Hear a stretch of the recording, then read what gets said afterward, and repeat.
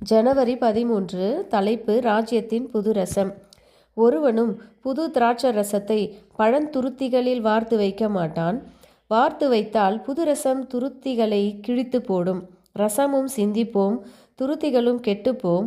புது ரசத்தை புது துருத்திகளில் வார்த்து வைக்க வேண்டும் என்றார். மார்க் 2:22.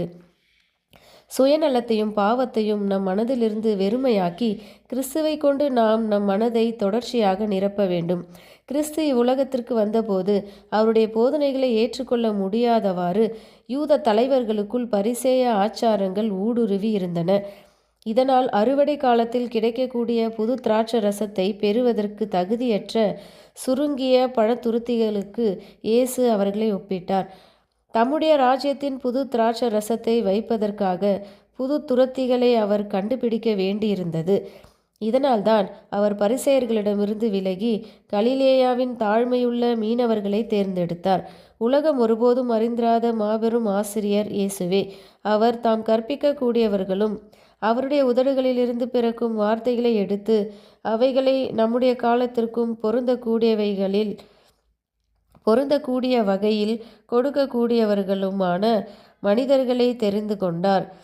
இவ்வாறு அவர் தம்முடைய ஆவியினாலும் தமது வார்த்தையினாலும் தம்முடைய வேலைக்கென்று உங்களை பயிற்றுவிப்பார்.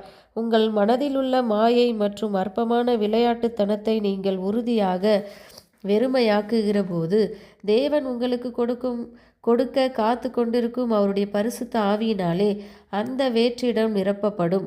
பின்னர் இருதயமாகிய நல்ல பொக்கிஷத்திலிருந்து விலையேற பெற்ற சிந்தனை முத்துக்களை நீங்கள் வெளிப்படுத்துவீர்கள்.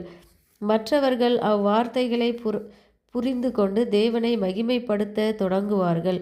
அதன் பின் சுயத்தை மையமாக கொண்ட மனம் உங்களுக்கு இருக்காது. சுயத்தை பெரிதாக உயர்த்தி காண்பிக்கும் செயல்களில் நீங்கள் ஈடுபட மாட்டீர்கள். சுயமாக செயல்பட மாட்டீர்கள். மாறாக உங்கள் எண்ணங்களும் பாசங்களும் கிறிஸ்துவின் மீது வைக்கப்படட்டும். நீதியின் சூரியனிடமிருந்து உங்கள் மேல் பிரகாசித்துள்ள அதே வெளிச்சத்தை மற்றவர்கள் மீது நீங்களும் பிரதிபலிப்பீர்கள்.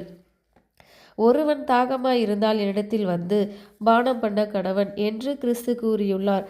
நீங்கள் நீரூற்று முழுவதையும் பயன்படுத்தி விட்டீர்களா? இல்லை, ஏனெனில் அது வற்றாதது. நீங்கள் உங்கள் தேவையை உணர்ந்தவுடன் அதை பருகலாம், மீண்டும் பருகலாம். இந்த நீரூற்று எப்போதும் நிரம்பியிருக்கும். இந்த நீரூற்றிலிருந்து ஒருமுறை நீங்கள் பருகிவிட்டால் இவ்வுலகத்தின் வெடிப்புள்ள தொட்டிகளிலிருந்து உங்கள் தாகத்தை தீர்த்து கொள்ள வகை தேட மாட்டீர்கள். அளவுக்கு அதிகமான இன்பம், கேளிக்கை, வேடிக்கை மற்றும் களியாட்டம் போன்றவைகளை எவ்வாறு கண்டுபிடிக்கலாம் என்பதை நீங்கள் ஆய்வு செய்ய மாட்டீர்கள். நிச்சயமாக மாட்டீர்கள். ஏனெனில் தேவனுடைய நகரத்தை களிப்புள்ளதாக்கும் நீரோடையிலிருந்து நீங்கள் பருகி கொண்டு இருக்கிறீர்கள். அதனால் உங்கள் சந்தோஷம் நிறைவாய் இருக்கும். ஏனெனில் மகிமையின் நம்பிக்கையாகிய கிறிஸ்து உங்களுக்குள் இருப்பார். ஆமேன்.